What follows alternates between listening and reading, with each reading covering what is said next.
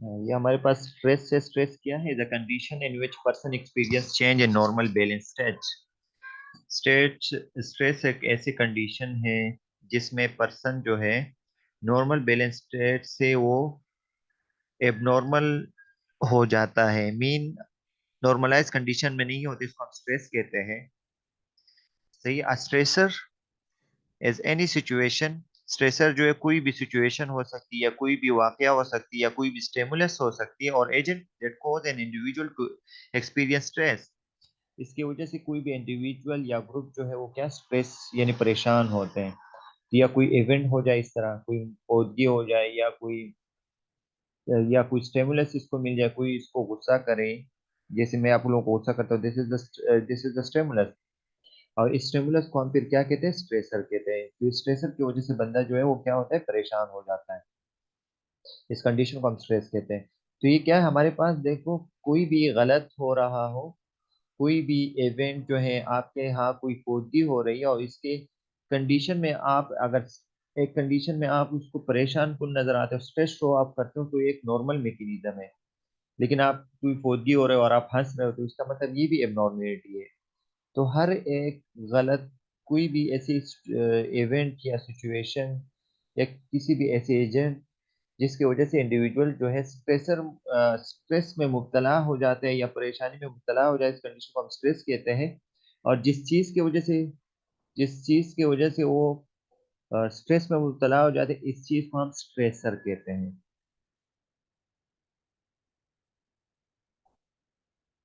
अ, सही है। फिर हमारे पास these are what these are the sources of stress. के कौन से अवामिल है, कौन से सोर्स स्ट्रेस आपको हो सकते हैं? They can B broadly classified. इसके इंटरनल स्ट्रेसर भी हो सकते हैं, कोई अंदरूनी मामला है। तो ये एक्सटर्नल स्ट्रेसर भी हो सकते हैं, डेवलपमेंटल स्ट्रेसर भी हो सकते हैं, और सिचुएशनल बेस्ड भी हो सकते हैं। अभी देखते हैं कि what is internal, what is external, what is developmental and what is situational stress. तो इंटरनल स्ट्रेसर क्या है? ओरिजिनेट विद इन इंडिविजुअल, जो किसी भी इंडिविजुअल के अंदर ही अंदर ओरिजिनेट हो जाते। एग्जाम्पल के पर्सन थॉट्स, बंदा सोच रहा हो कि मेरे साथ क्या होगा। आप लोग सोच रहे हो कि मेरे एग्जाम का क्या होगा। तो this is the internal stressor, और इसको हम यूज स्ट्रेस कहते हैं, पॉजिटिव स्ट्रेस है। बिलीफ्स है, बंदे के अपनी बिलीफ्स होती ना कि कल क्या हो सकता है, अपने अपने वो है। इन्फेक्शन, तो ये भी इंटरनल स्ट्रेसर है। तो ये इन्फेक्शन की वजह से बंदा खराब होता है ना, स्ट्रेस में मुबतला होता है, कोई बीमारी हो जाए। और फीलिंग ऑफ डिप्रेशन, या कोई भी डिप्रेसिव फीलिंग को हम क्या कहते हैं? इंटरनल स्ट्रेसर कहते हैं। एक्सटर्नल स्ट्रेसर में क्या होता है? ओरिजिनेट आउटसाइड द इंडिविजुअल, जो आपके इन्वायरमेंट में हो रहा हो, लॉस, कोई नुकसान हो, ट्रेजिडी हो गई हो आपके साथ, death and family, move to another city. सही है। आप जब भी गाँव से आते हो तो कितने परेशान होते हो, या अपनी फैमिली को छोड़ लेते हो, तो इसकी वजह से भी आपको एक्सटर्नल स्ट्रेसर है। डेथ इन द फैमिली, और प्रेशर फ्रॉम पीयर्स, या कोई भी आपको तंग कर रहा हो इस तरह दोस्तों से। तो this is what external stressor. Developmental stressor कौन से होते हैं? At occur at predictable time throughout an individual life। Developmental stress के प्रेडिक्टेबल टाइम है जो आपकी लाइफ में होता रहता है, वो डेवलपमेंटल स्ट्रेसर आते हैं। डेवलपमेंटल स्ट्रेसर ये होता है कि जैसे स्कूल, या अभी जैसे आप लोगों को ये है डेवलपमेंटल स्ट्रेसर है कि अपने ना चाहते हुए भी आप लोग क्लास ले रहे हो, कोई पेरेंट्स की वजह से भी है ना। तो दिस इज आपको पता नहीं है कि किस चीज में मेरा फायदा है। या बच्चों को जैसे वो तो जाना नहीं चाहते, इसलिए उनका जी नहीं चाहता है, either from the teacher side से कोई इतना स्ट्रेसफुल सर्कमस्टेंसेस हो, लेकिन पेरेंट्स इसको क्या करते हैं? पेरेंट्स इसको वो करा देते हैं, या रिवार्ड के तौर पे, बच्चे आप जाओ, हम आपको ये देंगे ये। तो this is what developmental stressor आ जाते हैं। सिचुएशनल स्ट्रेसर जो है unpredictable and may occur at any time during life. Situational base होती है। सिचुएशनल बेस ये होती है कि जैसे फॉर एग्जांपल फॉर एग्जांपल ये है कि सिचुएशनल बेस ये है कि आपका एकदम एग्जाम स्टार्ट हो गया, कल से टेस्ट है। तो this is the situational stressor, आपको एकदम स्ट्रेस मिल गया। तो एक्सटर्नल स्ट्रेसर बाद औकात सिचुएशनल स्ट्रेसर भी बन जाते हैं। अभी डेवलपमेंटल स्ट्रेसर में कौन कौन से हैं? डेवलपमेंटल स्टेज में, डेवलपमेंटल स्ट्रेसर की कुछ वो है कि बच्चों बचपन में क्या क्या स्ट्रेसर हो सकते हैं। बिगिनिंग स्कूल, एस्टेब्लिशिंग पीर रिलेशनशिप, पीर कंपटीशन। आप लोग क्लास में बोलते हो कि इसका फर्स्ट जीपीए क्यों आए, ये मुझसे फर्स्ट पोजीशन क्यों ले रहे हैं, तो this is also developmental stressor में आ जाते हैं। फिर आपने दोस्ती वगैरह बनाना, बिगनिंग ऑफ स्कूल, ये चाइल्डहुड में आते हैं। एडोलेसेंट में फिर क्या होते हैं? चेंजिंग साइकी, एक्सप्लोरिंग इंडिपेंडेंस, वो क्या होते हैं? घर की तरफ से पाबंदियां होती है, आजाद नहीं घूम सकते, तो ये this is also the part of developmental stage. आप लोग भी इसी में तकरीबन हो, क्योंकि आप लोग आजादाना चाहते हुए हर जगह तो नहीं जा सकते। This is exploring independence, this is developmental stressor में आ जाते हैं। चूजिंग अ करियर, आपको ये फैसला नहीं कर सकते कि मुझे क्या पढ़ना है। आइदर हमें मेडिकल, प्री मेडिकल में जाना है, मेडिकल में इंजीनियरिंग क्या बनना है, तो this is also stressor. Young adult में क्या होता है? फिर जब आप लोगों के दोबारा, ये भी आप लोगों से इंटर रिलेट है कि मैरिज है, कब शादी होगी, लिविंग होम, फिर घर छोड़ना, सही है, मैनेजिंग अ होम, एक घर को कैसे संभालोगे, गेटिंग स्टार्टेड इन ऑक्यूपेशन, कि मैं कोई कारोबार स्टार्ट करूं, कंटिन्यू वंस एजुकेशन, चिल्ड्रन, अपने बच्चों का एजुकेशन कैसे स्टार्ट करूं, ये भी डेवलपमेंटल स्टेज में एक वक्त आ जाता है कि ये परेशानी होती है। फिर मिडिल एडल्ट में कौन से लोग आ जाते हैं? फिजिकल चेंज ऑफ एजिंग, सही है, changing of aging, physical changes आ जाती है, सही है, वो स्ट्रेंथ नहीं रहती, मेंटेन सोशल स्टेटस, अपने सोशल स्टेटस को बरकरार रखे, स्टैंडर्ड ऑफ लिविंग वगैरह, teenage children to become independent, aging parents वगैरह, अपने वालिदैन का ख्याल रखना, इन लोगों की दवाइयों का, ये सब चीजें क्या, this is also the middle adult stressor है। ओल्डर एडल्ट में क्या होते हैं? फिजिकल एबिलिटी आपकी कम हो जाती है, डायबिटीज, मुख्तलिफ किस्म के आपके साथ जो बीमारियां स्टार्ट हो जाती है, और आपकी इनकम रिड्यूस हो जाती है, तो फिर भी आपको परेशानी होती है, और death of spouse and friend वगैरह के डेथ की वजह से भी आप तन्हाई का शिकार हो जाते हो, तो this is old adult stressor है। Effects of stress, if stress के क्या हुआ? Stress can have physical, emotional, intellectual, social and spiritual consequences। Stress की फिजिकल भी, इमोशनल, इंटेलेक्चुअल, सोशल और स्पिरिचुअल consequences, ये एक ऐसे हालात है जिसकी वजह से आपको स्ट्रेस हो सकते हैं।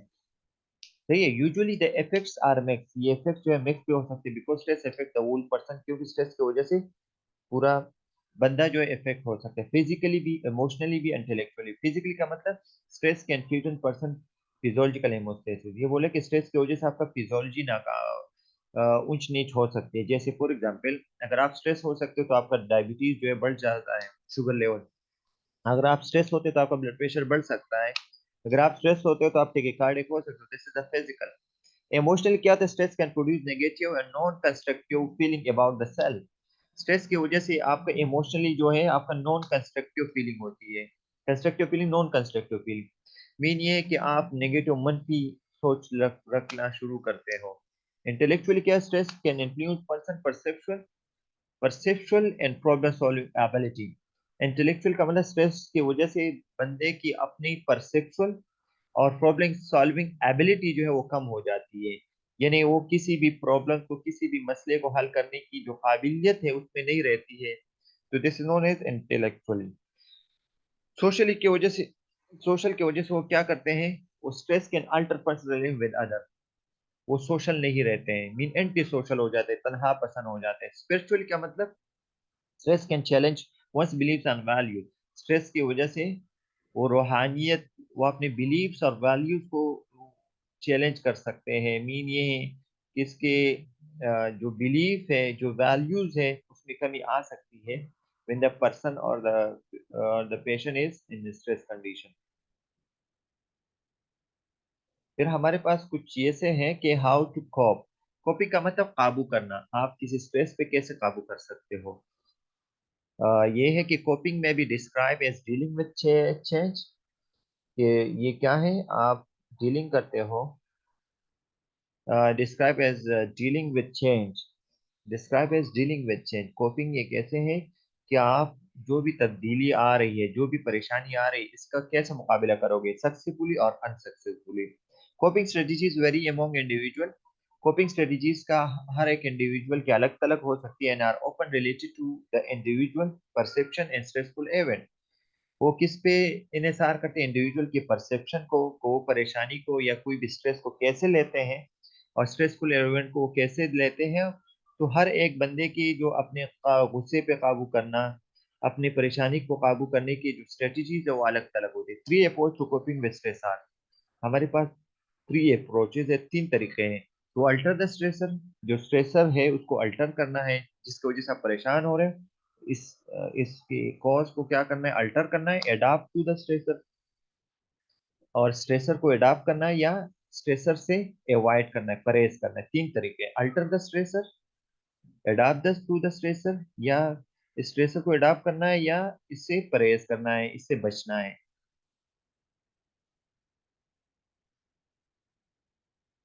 फिर कोग्निटिव इंडिकेटर्स क्या है, आपकी जहन क्या कहती है।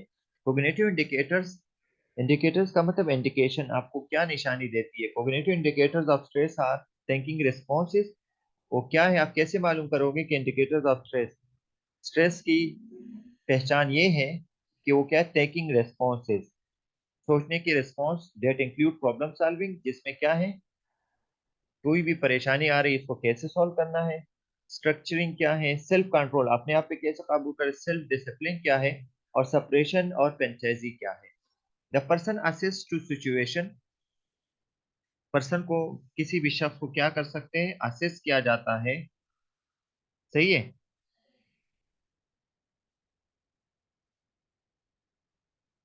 और इसके अलावा असिस्ट टू सिचुएशन और प्रॉब्लम, पर्सन को असिस्ट किया जाता है, किसी भी शख्स को किसी भी सिचुएशन या प्रॉब्लम से, फिर इसका तजिया किया जाता है और इसको फिर बयान किया जाए। चूज अल्टरनेटिव, अगर आपको स्ट्रेस हो जाता है तो आपकी क्या अल्टरनेटिव हो सकते हैं, क्या मुतबादिल रास्ता हो सकते हैं। Carries out the selective alternative, जो आपने अल्टरनेटिव जो आपने अल्टरनेटिव जो आपने सेलेक्ट किया है उसको इम्प्लीमेंट भी करना है।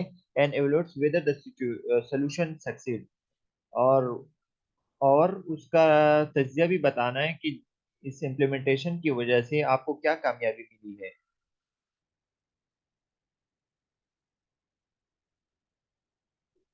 फिर कोग्निटिव इंडिकेटर में एक है स्ट्रक्चरिंग। स्ट्रक्चर क्या है, इज द अरेंजमेंट और manipulation of a situation so treating events do not occur.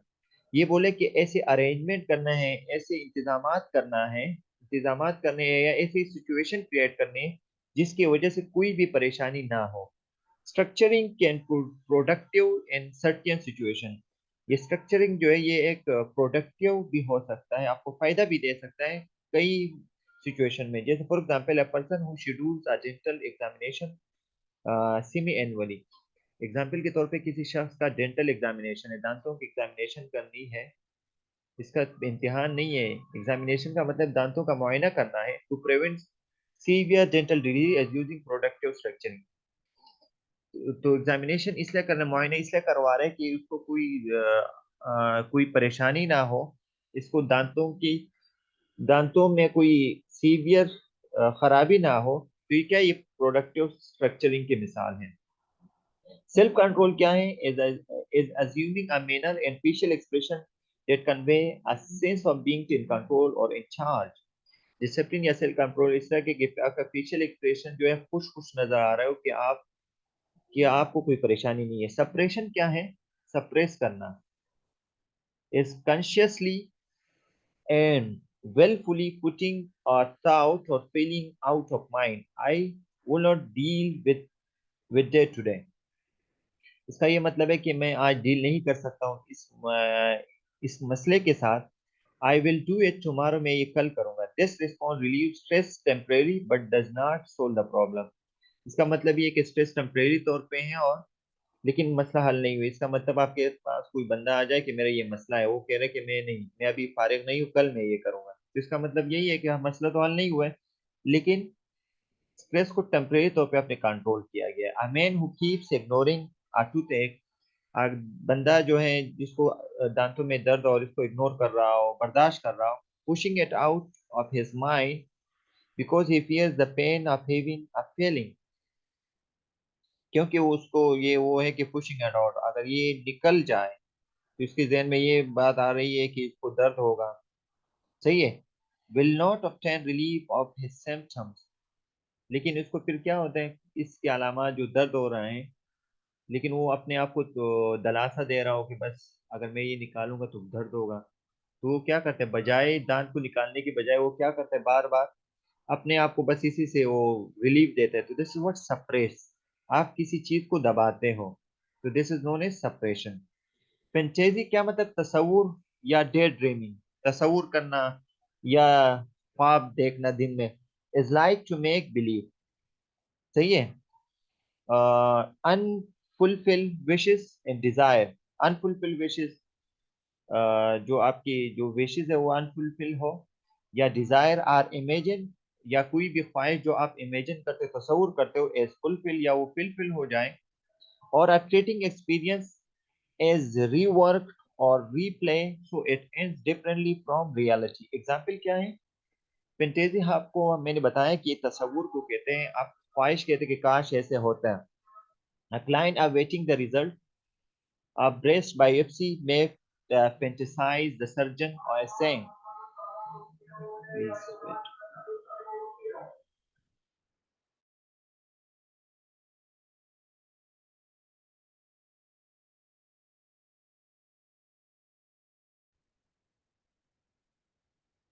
For example क्या है कि एक बंदा जो है वो वेट कर रहा हो कि बायोप्सी, ब्रेस्ट बायोप्सी लिया हुआ वो और ये तसव्वुर कर रहा हो कि सर्जन ये कह रहा होगा कि you do not have cancer, कि आपको कैंसर नहीं है। Fantasy response can be helpful, आपके ये तसव्वुर जो है वो हेल्पफुल हो सकते हैं if they lead to a problem solving, अगर इसकी वजह से आपका प्रॉब्लम सॉल्व हो सकता है। For example the client awaiting breast biopsy resulting might say to herself, लेकिन आपका ब्रेस्ट बायोप्सी हुआ है और इसका रिजल्ट जो है वो ये भी बता सकते हैं, इवन इफ द डॉक्टर से, अगर डॉक्टर ये कहता हो यू हैव कैंसर, आपको कैंसर है, हो चुका है, as long as he also says it can be treated, as long as he also says, और ये भी कह सकता है कि इसका इलाज है and I can accept it, और मैं इसको एक्सेप्ट करता हूँ। This is what, this is the fantasy. Defence mechanism क्या है, defence mechanism are the unconscious mind working to protect the person from anxiety. Defence mechanism, जैसे आपके जरासीम के खिलाफ भी डिफेंस मैकेनिज्म, इस तरह आपको कोई स्ट्रेस मिल जाए तो इसका भी आपका डिफेंस मैकेनिज्म होता है, आप इसके खिलाफ आप इसको कंट्रोल करने की कोशिश करते हो। ये बोले अनकॉन्शियस माइंड, हमारे पास अकॉर्डिंग टू कॉन्शियस होते हैं, अनकॉन्शियस होते हैं और प्री कॉन्शियस होते हैं। तो अनकॉन्शियस मीन पास्ट एक्सपीरियंसेस, तो डिफेंस मैकेनिज्म जो हमारा अनकॉन्शियस माइंड होती है, सही है, जो आप ना चाहते हुए बस ऑटोमेटिक मैकेनिज्म है, जो क्या करते हैं, पर्सन को protect the person from anxiety, उसको परेशानी से प्रोटेक्ट कर लेते हैं। They can be precursor to conscious cognitive coping mechanism that will ultimately solve the problem. ये भी प्रिकर्सर है, एक कॉन्शियस कोग्निटिव कोपिंग मैकेनिज्म है, जिसकी वजह से आप अपने प्रॉब्लम को सॉल्व करने की कोशिश करते हैं। आप ये बोलते हो कि ये हो जाएगा, इस तरह के अपने आप को दिलासा देते हो, और आप फेशियल एक्सप्रेशन पे किसी को शो अप नहीं करते कि मैं परेशान हूँ। डेनियल का मतलब हकीकत से इनकार करना, डिनाइल, सही है, हकीकत से इनकार। ब्लॉकिंग आउट पेनफुल और एंजाइटी इंड्यूसिंग इवेंट्स और feeling, it occurs when you refuse to accept reality or facts। ये बोल रहे हैं कि ब्लॉकिंग आउट पेनफुल, कोई भी पेनफुल या एंजाइटी इंड्यूसिंग इवेंट्स आप जो फील करते हो उसको ब्लॉक हो जाए, आपको कोई फीलिंग ना हो, इट ऑकर्स, ये हो सकता है when you refuse to accept reality, जब आप रिफ्यूज करते हो कि हकीकत क्या है या फैक्ट्स क्या है। यू ब्लॉक एक्सटर्नल इवेंट्स, आप एक्सटर्नल इवेंट्स को ब्लॉक करते हो या circumstances from your mind, so that you don't have to deal with the emotional impact, इसलिए आप डील नहीं कर सकते कोई भी इमोशनल इम्पैक्ट के साथ। A manager tells an employee he may have to firm him on the way home, the employee shop for a new car. ये बता सकते हो इसका क्या मतलब है, प्लीज कोई बता दो, रेहानुल्लाह।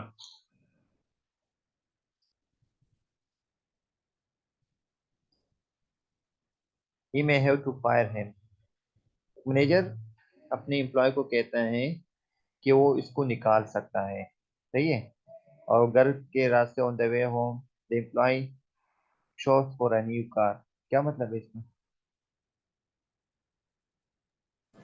पता नहीं, इससे मुझे पता। इसका मतलब ये है कि मैनेजर आपको कहते हैं कि मैं आपको जॉब से निकाल सकता हूँ या निकाल दूंगा। लेकिन वो घर के रास्ते हो गए, वो न्यू कार ले लेता है। मीन ये कि वो आपके साथ डिनाइल स्टेज ये कि वो बस हम ये बोलते हैं कि बॉस ऐसे ही कह रहे हैं, तो हकीकत से इनकार करना। सही है। Refuse to accept reality, denial का मतलब ये है। तो हो सकता है इससे एमसीक्यूज आ जाए। डिस्प्लेसमेंट किसे कहता है, ये जो वर्डिंग है ना, इससे एमसीक्यूज आएंगे। Discharging pain of feeling on people less dangerous than those who initially arose the emotion. Displacement इसे कहते हैं, फॉर एग्जांपल ये देख लो, pent of feeling. Pent of feeling किसे कहते हैं? यार आप लोग भी कोई हिस्सा लो, पिंड ऑफ फीलिंग किसे कहते हैं? इसका मतलब ये है कि not allowed to be express. हाँ। तो sir, not, not allowed to be express और रिलीज। तो क्या मतलब है, उर्दू में बोलो। मतलब ये है कि वो एक, अपने फीलिंग को एहसास, एक्सप्रेस कर सकता फीलिंग का एहसास ना करना। सही है। है। A student who has received a low grade on a term paper blows up at his friend when he asks about his grade। क्या मतलब है? अस- इसका भी मतलब बताओ। एक स्टूडेंट ने जिसका लो ग्रेड हो, फॉर एग्जांपल सी ग्रेड हो किसी पेपर में, सही है, क्या मतलब? डिस्प्लेसमेंट मीन, कोई भी बता दो प्लीज। इसमें से सवालात आएंगे मुझे लग रहा है।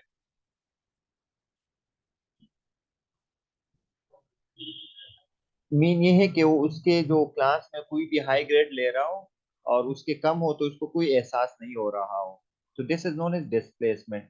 यानी इसकी सेहत पे कोई असर। आपने देखे होंगे कुछ ऐसे लोग होते हैं कि अपने पड़ोसी वो तरक्की कर रहे होते हैं, लेकिन वो उसको इस पे कोई परवाह नहीं होते, तो this is known as displacement.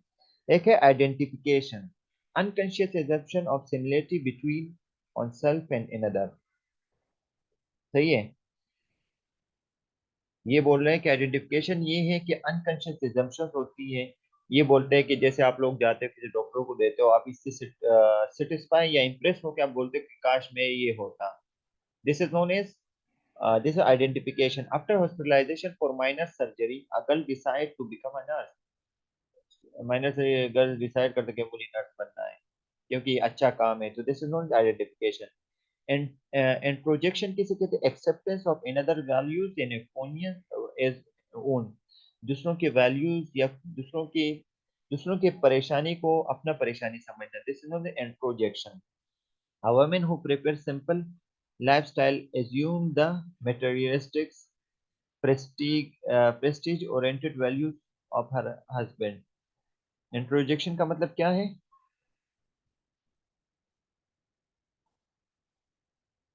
यार आप लोग बता दो ना, इंट्रोजेक्शन का मतलब क्या है?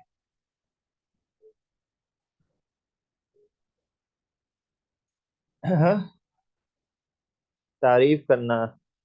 सही, एक्सेप्ट दूसरों की तारीफ को एक्सेप्ट करने को इंट्रोजेक्शन कहते हैं। ये वर्डिंग जो है इसको अच्छी तरह देख लेना, ये स्टेटमेंट ये इससे आ सकते हैं। रेशनलाइजेशन किसे कहते हैं? falsification of experience through the construction of logical or socially approved explanation of behavior। Rationalisation का मतलब ये है कि रेशनल के साथ बताना, रेशन आप लोग बहस मुबाहिसा करना। सही है। A man cheats on his income tax returns and tells himself it's all right because everyone does। ये बोले फॉर एग्जाम्पल एक मैन धोखा करता है और जैसे हम बोलते हैं कि करप्शन में इसलिए कर रहा हूँ कि सारे पाकिस्तान में करप्शन हो रहा है, तो this is known as rationalisation. एक चोर को कोई पकड़ लेता है और थाने में वो ये बयान देता है कि सारे कराची में चोरी हो रहा है, अगर मैंने कर लिया तो क्या हुआ, हमारे हुक्मरान ही कर रहे हैं, तो this is known as rationalisation, बहस करना। तो इसको भी देख लेना अच्छी तरह। और रिएक्शन फॉर्मेशन किसे कहते हैं? unacceptable feelings disguised by expression of the real feeling and by reinforcement of the opposite feeling। A woman who dislikes her mother-in-law is always very nice to her। Reaction formation का मतलब ये है कि किसी के साथ मीन ये है कि वो बोलते हैं कि मेरे इससे नहीं बनती है। तो मीन ये है कि आपके साथ कोई बंदा अच्छा कर रहा हो फिर भी आप इसके साथ इसको पसंद नहीं करते हो तो दिस इज वन है रिएक्शन फॉर्मेशन। सही है, यानी रद्द अमल वो करना, अनएक्सेप्टेबल फीलिंग्स होती है, तो this is known as reaction formation. तो ये जो वर्डिंग है इसको प्लीज अच्छी तरह देख लेना ये स्टेटमेंट, और तो इससे एमसीक्यूज आप लोग भी बना देना प्लीज।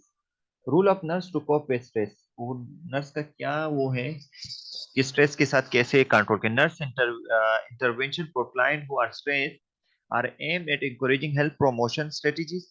ये बोल रहे हैं कि नर्सेज वो क्या करेंगे, ऐसे स्ट्रेटजीज को encourage करेंगे जिसकी वजह से इन लोगों का हेल्थ प्रमोट हो, जैसे एक्सरसाइज है, हेल्दी डाइट है, एडिक्यूट रेस्ट है, टाइम मैनेजमेंट है, मिनिमाइजिंग एंजाइटी और मीडिएटिंग है। Anger teaching about specific relaxation technique and implementing crisis intervention is needed। और ये बोल रहे हैं कि ऐसे रिलैक्सेशन टेक्निक बताना है खास, और ऐसे इंटरवेंशन को इम्प्लीमेंट करना है जिसकी वजह से जिसकी जरूरत हो, जिसकी वजह से किसी भी क्लाइंट का स्ट्रेसर को क्या कर सकते हैं, स्ट्रेस को कम किया जा सकता है।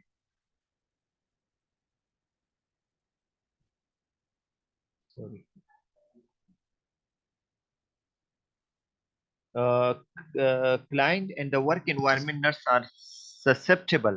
क्लाइंट और वर्क एनवायरनमेंट क्या है, nurses are susceptible to anxiety and burnout. Burnout का मतलब वर्कलोड ज्यादा होना। आजकल पाकिस्तान में यही मसला है कि नर्सेज आर बर्नआउट। ये तो ग्लोबल इशू है कि पूरी ग्लोबली नर्सेज की बहुत कमी है, शॉर्टेज है।